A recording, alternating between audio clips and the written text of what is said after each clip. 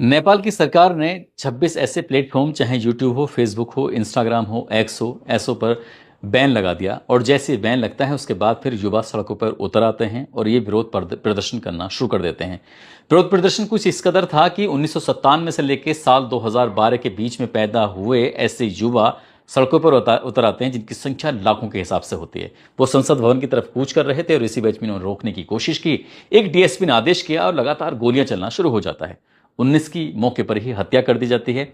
उसके बाद इतना गुस्सा बढ़ जाता है कि पूरे नेपाल भर में प्रदर्शन होना शुरू हो जाता है। अब चाहे वो नेताओं मंत्रियों के घर हों, आवास हों, उन्हें ढूंढा जाता है, उनके घरों को ढूंढा जाता है, उनके जो बिजनेस व्यापार थे उनको भी ढूंढा जाता है, क्योंकि पिछले 6-7 दिन से लगातार उनके बिजनेस व्यापार के बारे में एक तरह से रिसर्च ही कर लिया गया था और छोटी छोटी जानकारी कि किसका बिजनेस, किसका व्यापार, किसका स्कूल, किसका है होटल, किसका सब सामान कहां पर है, निशाना बनाया जाता है, उनको ही खत्म कर दिया जाता है। और खत्म करने के पीछे वजह यह थी कि 20% आबादी इस देश की, उनके पास तो सब कुछ है, उनके बच्चे दुनिया में घूम रहे हैं, विदेशों में घूम रहे हैं, उनके पास महंगी गाड़ियां हैं, लेकिन 80% आबादी के पास कुछ भी नहीं है और उनके साथ बिल्कुल छल किया जा रहा है, उनको लगातार धोखा दिया जा रहा है।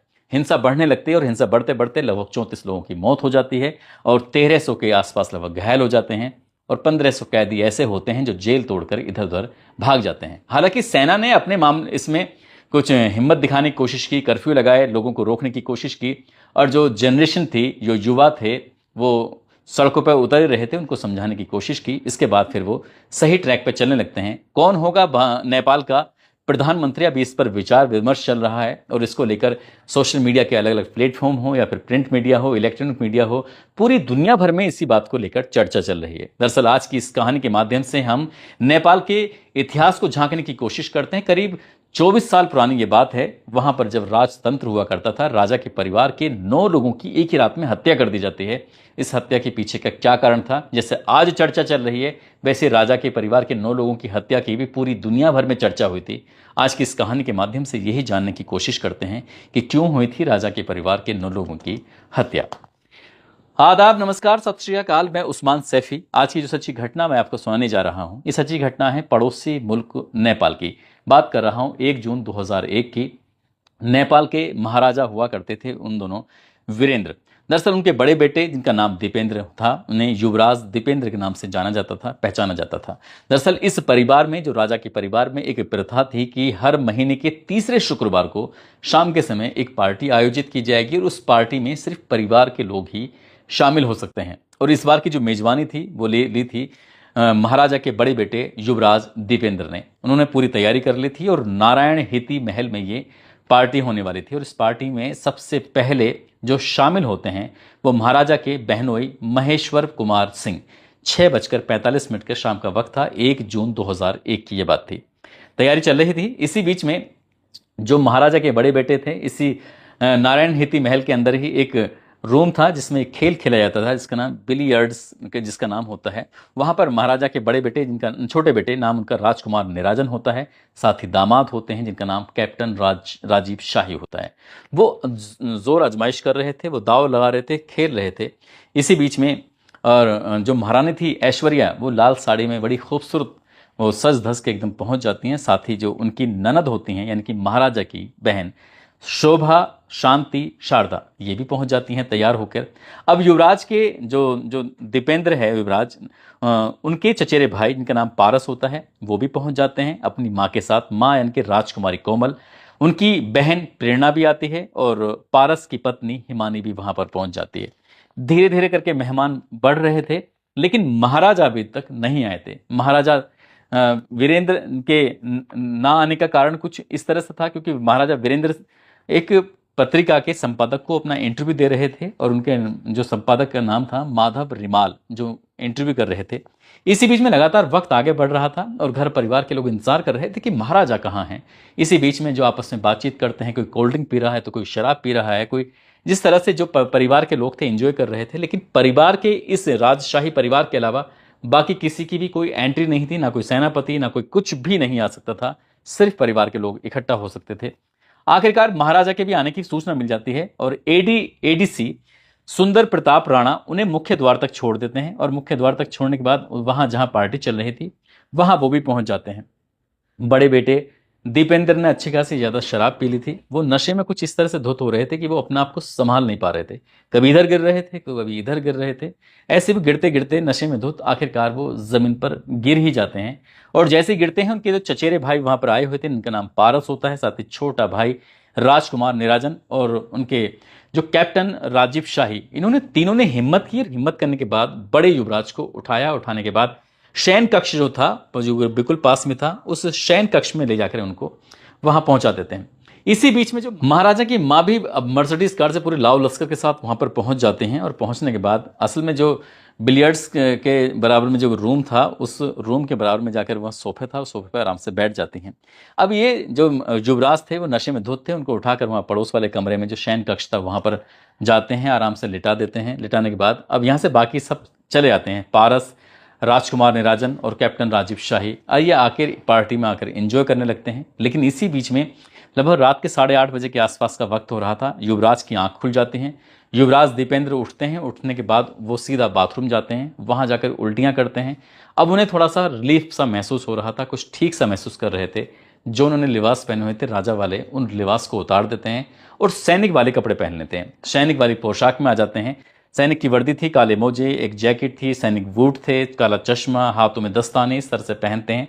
और पहनने के बाद उस शयन कक्ष से बाहर जब निकल रहे थे, तो निकलने के दौरान उन्होंने 9mm की एक पिस्टल थी जो अपने यहाँ लगाई। साथ ही MP-5 के सब मशीन गन थी, उसे एक हाथ में लेते हैं, दूसरे हाथ में M16 राइफल होती है, उसको लेते हैं। उसके बाद वहाँ से फिर निकल आते हैं। वहां पहुंच जाते हैं जहां पर परिवार की बाकी महिलाएं थीं, परिवार के बाकी पुरुष थे। राजशाही परिवार की पार्टी चल रही थी। कुछ लोग खाना खा रहे हैं, तो कुछ शराब पी रहे हैं, कोई कोल्ड ड्रिंक पी रहा है। जो जिसका मन कर रहा था वो इस तरह से एंजॉय कर रहा था। हर बार इस तरह की मीटिंग होती थी, पार्टी होती थी, घर परिवार के लोग ही शामिल होते थे। आखिरकार यहाँ से जब युवराज वो पहुंच जाते हैं अपने उसी कमरे में जहां पर पार्टी चल रही थी, वहां जाने के बाद देखते क्या है कि जो महाराजा हैं, दरअसल महाराजा कोल्ड ड्रिंक पी रहे हैं और आराम से वो अपने बातचीत कर रहे हैं।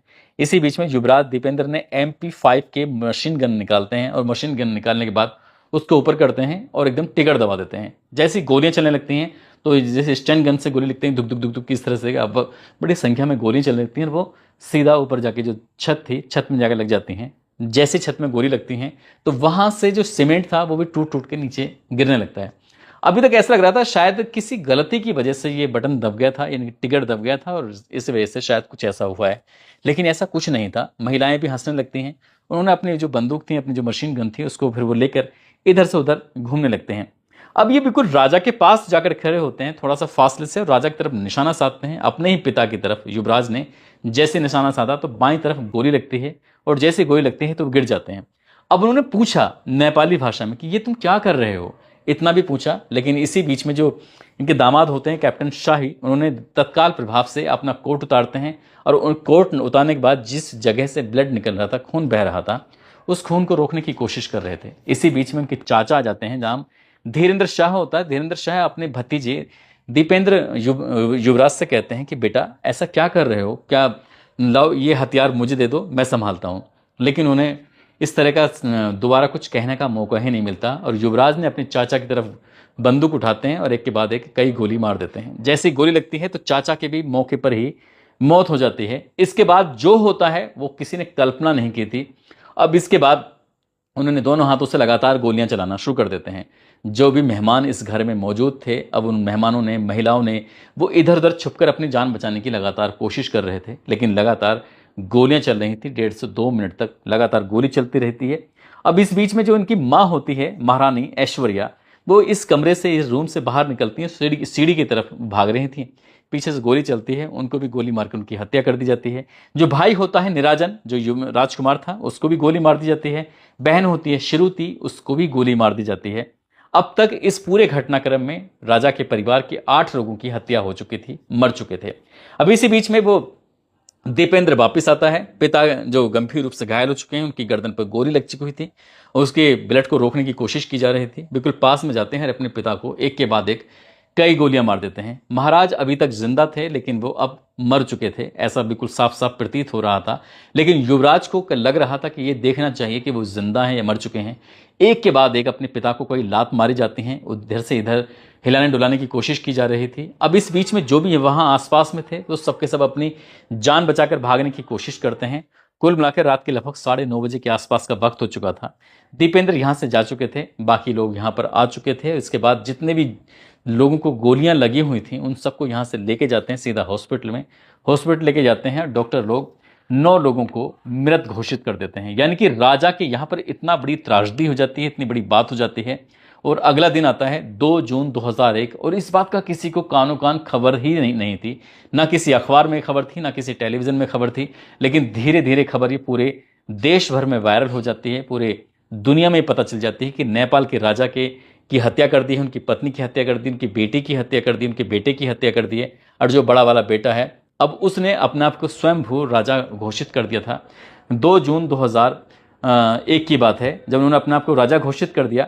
लेकिन ये एक अजीब सी बात थी कि उनके सर में भी गोली लग जाती है। वो गोली कैसे लगती है, किसने मारी थी, खुद से मारी थी, क्या था क्या नहीं, इसके बारे में कुछ ज्यादा जानकारी तो पता नहीं चल पाती। लेकिन वो जब अपने आप को राजा घोषित कर देते हैं वो ज्यादा देर तक राजा रह नहीं पाते, ज्यादा घंटों तक नहीं रह पाते। लगभग 54 घंटे के आसपास वो राजा ही रहे थे। 4 जून 2001 को 3:40 के आसपास उन्होंने भी दम तोड़ दिया, वो मर जाते हैं। अब इसके बाद जो उनके चाचा थे, इस घटनाक्रम के दौरान उनके चाचा ज्ञानेंद्र वीर विक्रम शाह उस वक्त मौके पर नहीं थे। अगर वो भी होते तो शायद वो भी मार दी जाते। आखिरकार जब पूरे परिवार के जो मरे हुए लोग थे उनका अंतिम संस्कार किया जाता है तो काठमांडू पूरा सड़कों पर उतर आता है, ठीक वैसे ही जैसे कि 24 साल के बाद इनके साल 2025 में युवा सड़कों पर उतर आते हैं। जब अंतिम संस्कार हो रहा था तो अब राजा को सांत्वना देने के लिए, उनके आदर सत्कार के लिए हजारों की संख्या में जो युवा थे, लोग थे, उन्होंने अपने सर का मुंडन करा लिया था। इस बात की बड़ी चर्चा होती है। अब यहां से इनको राजा बना दिया जाता है और साल 2008 तक ये राजा रहते हैं। लेकिन इस बात पर ही जांच पड़ताल हो जाती है। ये विषय था, हर कोई ये जानना चाहता था कि आखिरकार राजा की हत्या क्यों हुई, राजा के बड़े बेटे की हत्या क्यों हुई, राजा के छोटे बेटे की हत्या क्यों हुई, इसके पीछे का कारण क्या है, राजा के परिवार के 9 लोगों की हत्या का मुख्य कारण क्या है। जब इस पर जांच पड़ताल होती है, इसके बारे में पता करने की कोशिश की जाती है तो पता चलता है कि राजा के जो बड़े बेटे थे युवराज दीपेंद्र, दरअसल उन्हें एक लड़की से प्यार हो जाता है जिसका नाम देवयानी राणा होता है।